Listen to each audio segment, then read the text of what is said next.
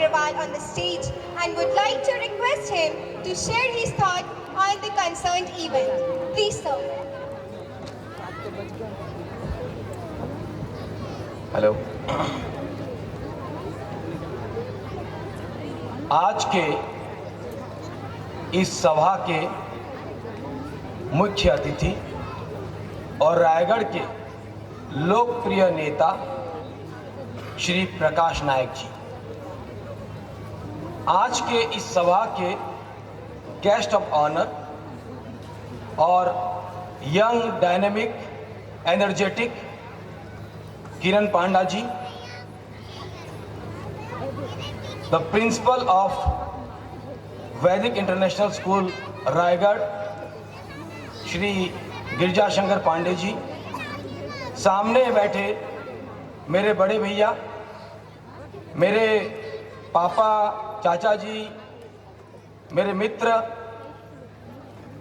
और बहुत गणमान्य व्यक्ति, नाम बोलूँगा तो बहुत लंबा लिस्ट हो जाएगा, बोलेंगे खाली गिनाने में लग गया, लेकिन मैं बहुत, और सामने बैठे पेरेंट्स, मीडिया, बच्चे और हर कोई जो इस सभा में, वैदिक की पहली सभा को आज आपने सुपर सक्सेस बना दिया। 200 चेयर हमें और मंगाना पड़ा, इसीलिए सबके लिए जोर से ताली हो जाए।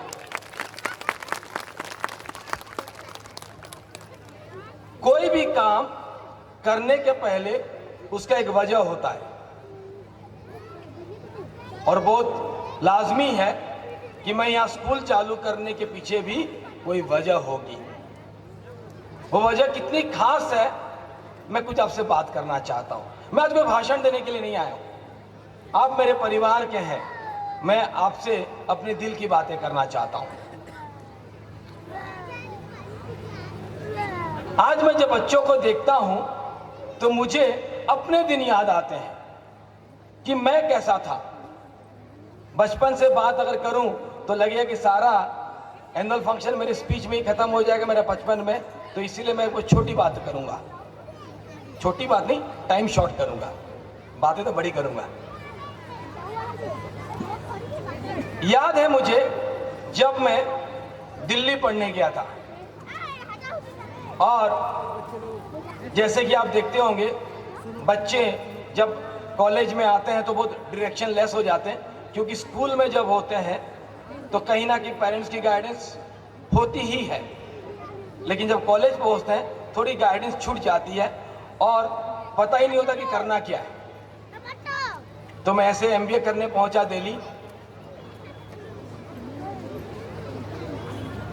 और कोई एम नहीं था मेरा, कोई डायरेक्शन नहीं था, बस जाके एमबीए 2 साल करके आना था और धंधे पे लग जाना था।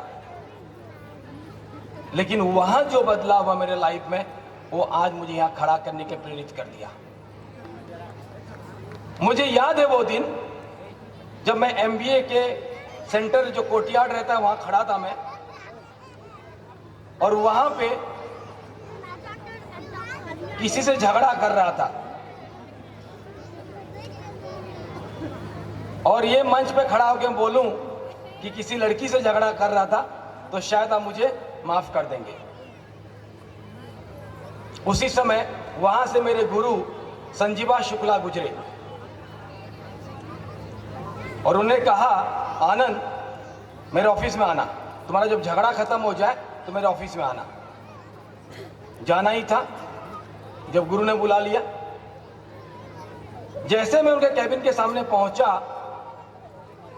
तो बोले आ जाओ आ जाओ। मुझे लगा किसी और को बुलाएगा, इतना प्यार से किसको बुला लिए।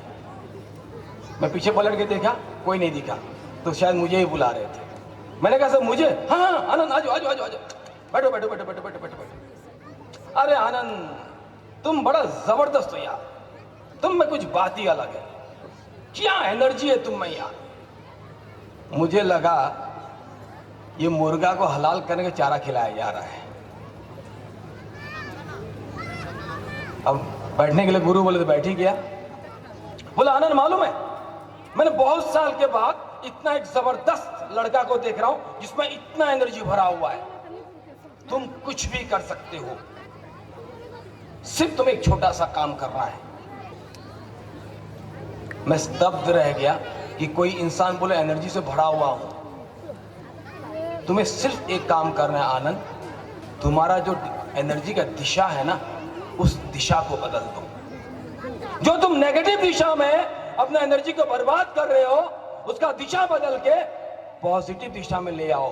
तुम डायनामाइट बन सकते हो, तुम पूरा दुनिया में तहलका मचा सकते हो। और वो गुरु का वो स्टेटमेंट, वो लाइन मेरी जिंदगी को बदल दिया और मैं आज यहां पे खड़ा हूं।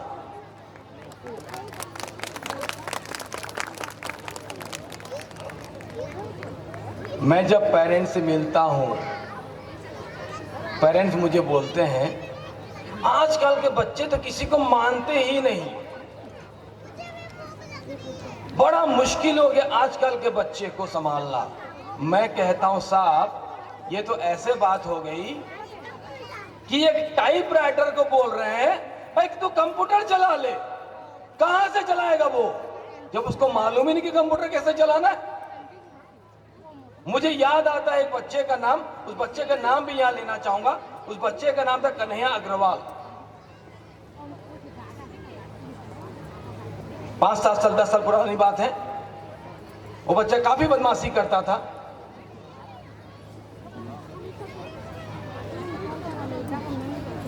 तो प्रिंसिपल सर ने कहा सर थोड़ा सा आपका इसमें मसाला छिड़क दीजिए, कुछ इसके अंदर परिवर्तन आ जाएगा। हम तो गुरु से प्रेरित हैं तो ऑटोमेटिक उसी फॉर्म में रहते हैं। मैं कन्हैया को बुलाया, बोला कन्हैया ये बताओ, सुनने में ये आ रहा है कि तुम क्लासरूम में लेट आते हो। बोलते नहीं सर, कभी सर लेट हो गया होगा गाड़ी में लेट आते हुए। मैंने कहा ये सुनने में आया कि तुम जब क्लासरूम में टीचर पढ़ा रहे होते तो डिस्टरबेंस करते हो। बोले नहीं सर, और स्पेशली जब मैडम हो तो ज्यादा बदमाशी करते हो। वो नहीं सर, कभी हो गया होगा। मैंने कहा कन्हैया ये भी सुनने में आया है कि तुम यूनिफॉर्म पहन के नहीं है तो जींस पहन के आ जाते हो। बोले नहीं सर, कभी कपड़ा नहीं सीखा होगा तो मैं पहन के आ गया हूँ सर। मैं जो जो चीज बोलते गया वो हर चीज को नकारते गया, डिफेंड करते गया। मैंने कहा तुम ये कुछ नहीं करते हो। वो नहीं सर, कुछ नहीं करता हूं। मैंने कहा कब करोगे? अगर इस उम्र में नहीं करोगे तो कब करोगे? आज तुमसे डबल उम्र मेरा है, डबल, और तुमसे ज्यादा फटा हुआ जींस मैं पहनता हूं, तुमसे ज्यादा तेज कार मैं चलाता हूं। आज के डेट में इतना ज्यादा मैं एनर्जेटिक रहता हूं, तुम्हारे एज में कितना एनर्जेटिक रहता हूं उसको सोच सकते हो। लेकिन एक चीज दिल में हाथ रख के बोलो, मुझे तुम प्यार करते हो कि नहीं? मुझे बच्चे प्यार करते हैं कि नहीं? बोला करते हैं सर। क्यों करते हैं? बोला करते हैं सर। बोला बताऊं क्यों करते हैं? ये तो ऐसी बात हो गई कि आपने बूट सूट पहना और चले गए बाथरूम नहाने के लिए, और लुंगी पहन के, चप्पल पहन के, गंजी पहन के निकल गए एनुअल फंक्शन में। आदमी क्या बोलेंगे? बेवकूफी बोलेंगे ना। लुंगी पहना गलत नहीं है और ना ब्लेजर पहनना गलत है, लेकिन ब्लेजर पहन के आना है एनुअल फंक्शन में, लुंगी पहन के जाना है बाथरूम में। जब तक तुम ये नहीं जानोगे हर काम सही है, लेकिन 3 चीज का फोकस करना जरूरी है। क्या? सही समय, सही जगह और सही पात्र। किसके साथ बैठे हो, कहां बैठे हो और कब बैठे हो, ये 3 चीज अगर आपने सही डिफाइन कर दिया तो आप कोई भी चीज में कॉम्बिनेशन लगा लीजिए, चीजें बदल जाएगी। और उस दिन का दिन था और एग्जाम रिजल्ट निकलने का दिन था। वो बच्चे के अंदर कोई कंप्लेंट नहीं आया। मेरा कहने का मतलब एक है, आज का बच्चा मानेगा जब आज का पेरेंट्स को डील करेगा। 1960 मॉडल का पेरेंट 2023 का बच्चा को डील नहीं कर सकता। मेरा बात से सहमत है कि नहीं? मेरे बात से सहमत है कि नहीं? अगर आज के पेरेंट्स को, आज के बच्चे को संभालना है तो आपको आज का पेरेंट्स बनना पड़ेगा। कल का पेरेंट्स आज का बच्चा को नहीं संभाल सकता।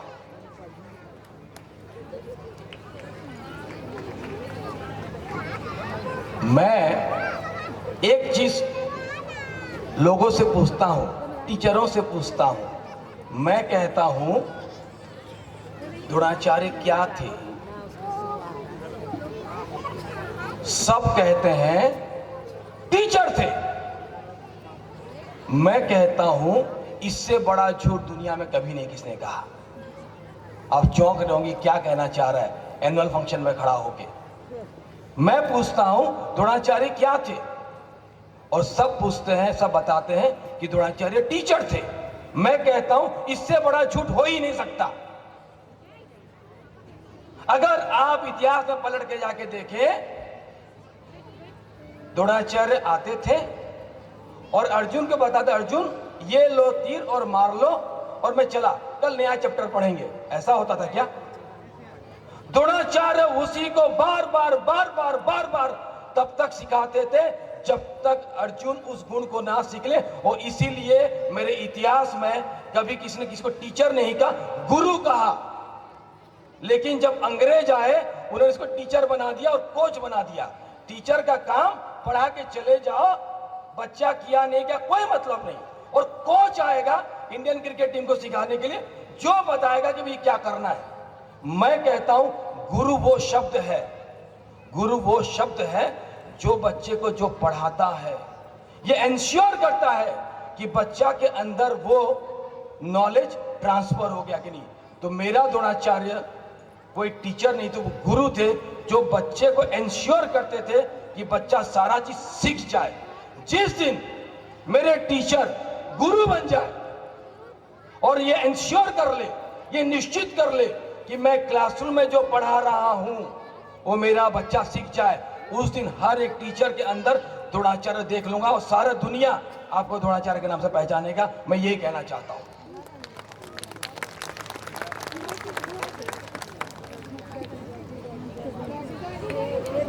आज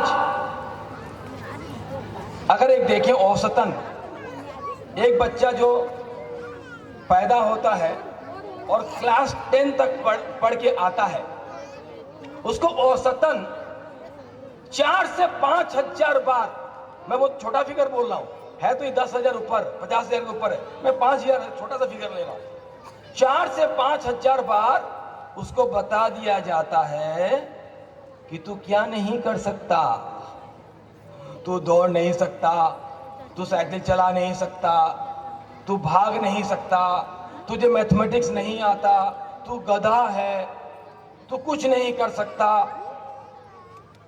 और फिर पूछते हैं भाई साहब तू कुछ कर क्यों नहीं सकता? आपने उसको 5,000 बार बोल दिया कि आप क्या नहीं कर सकते हो, और फिर पूछते हो तू क्यों कर नहीं पाता है, कैसे करेगा? सर मैं भौरे से बहुत कुछ सीखा हूं। भौरा आप जानते होंगे, भौरा का जो बॉडी का शेप है और जो उसका पंख का साइज है, उसका एरोडायनेमिक्स के नियम के हिसाब से भौरा उड़ नहीं पाना चाहिए, क्योंकि वो ज्यादा मोटा है और पंख बहुत छोटा है और एंगल गड़बड़ है, गिर जाना चाहिए। लेकिन सबसे मजे की बात यह है कि किस्मत से भौरा इंसानों की बात सुन नहीं सकता, वरना भौरे को भी बता देते कि तू क्यों उड़ नहीं सकता और वो उड़ना भूल जाता।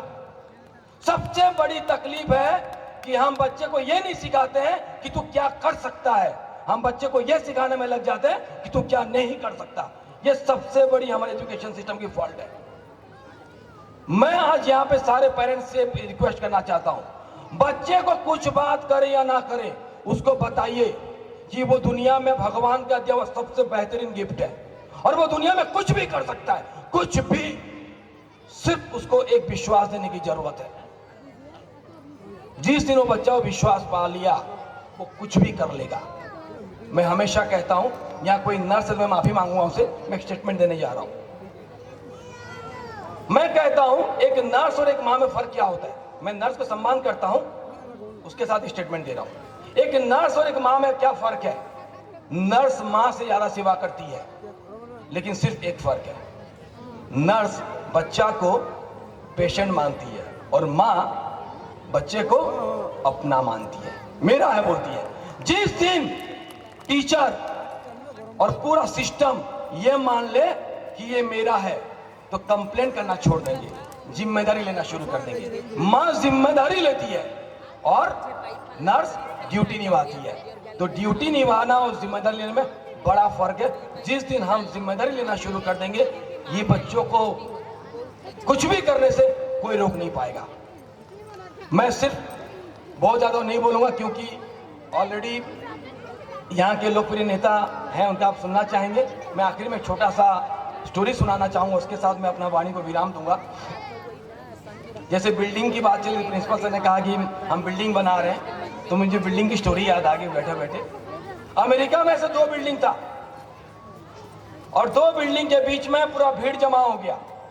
जमा होने का कारण क्या था कि ऊपर एक इंसान रस्सी के सहारे एक बिल्डिंग से दूसरे बिल्डिंग में जा रहा था।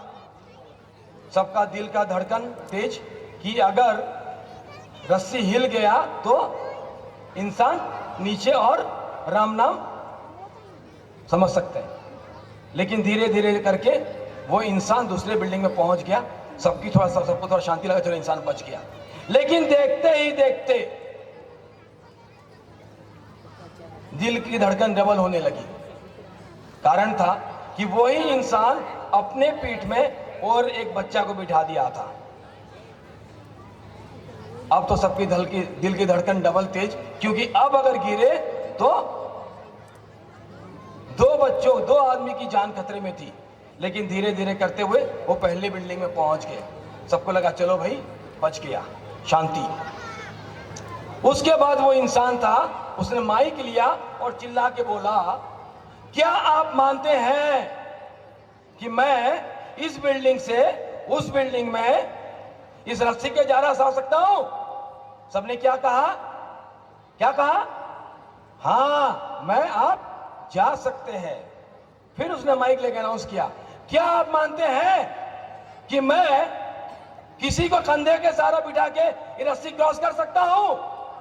सबने क्या कहा?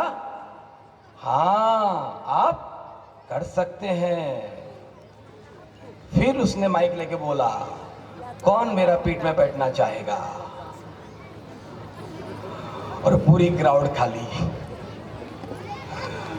सबका मानना था कि वो चल सकता है, लेकिन भरोसा किसी को नहीं था। आज यहां बहुत सारे पेरेंट्स बैठे हुए हैं। हर आदमी का मानना है मेरा बेटा डॉक्टर बनेगा, मेरा बेटा इंजीनियर बनेगा, मेरा बेटा सीए बनेगा, मेरा बेटा आईएएस बनेगा, मेरा बेटा बड़ा बिजनेसमैन बनेगा। लेकिन विश्वास भरोसा किसी को नहीं है। कभी आपने फोटो खींचा है डॉक्टर वाला, इंजीनियर वाला, पेपर में छापा है? कभी स्टेज में खड़ा होकर बोला है कि मेरा बेटा लिख लीजिए, मेरा बेटा डॉक्टर बन रहा है? भरोसा नहीं है, मानना है। और यह सबसे बड़ा कारण है कि हमारे बच्चे पढ़ नहीं पाते। हम मानते हैं लेकिन भरोसा नहीं करते। अगर आपने भरोसा कर लिया तो आसमान में लिख दीजिए, आसमान में लिख दीजिए कि आई एम ए डॉक्टर। सिर्फ तारीख लिख दीजिए, 2032 में मैं डॉक्टर हूं। जिस दिन ये भरोसा आ गया, आप लिख लीजिए, आपका बच्चा वही बन रहा है जो आप सोच रहे हैं। ये जो सेल्फ बिलीव है ना, अपने में भरोसा, ये दुनिया का सबसे बड़ी ताकत है। इसके सामने कोई स्किल काम नहीं करता, सिर्फ भरोसा। एक भरोसा पूरा दुनिया को बदल सकता है। और मैं आपको भरोसा दिलाना चाहता हूं कि हम एड वैदिक, हम नया स्कूल है यहाँ पे, संबलपुर में नया नहीं है, हम ऐसे पुराने नहीं है। लेकिन मेरा एक ही कहना है, प्रधानमंत्री का बेटा भी पैदा होगा तो डायबिटीज, क्या बोलते हैं, थोड़ा लूज मोशन हो सकता है। मुख्यमंत्री का बेटा भी पैदा होगा तो थोड़ा सा जॉन्डिस हो सकता है। ऐसे वैदिक भी जब यहाँ होगा, छोटे मोटे गलतियां हमसे हो सकती है।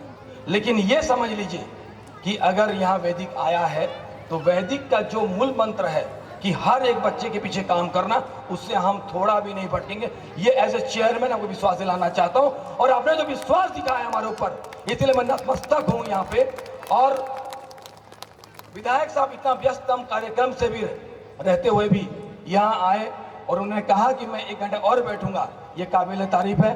वी सैल्यूट यू सर कि आप यहाँ पे हमारे इतना समय देने के लिए आप कमिटमेंट कर रहे हैं। Thank you very much parents, thank you very much, thank you, नमस्कार।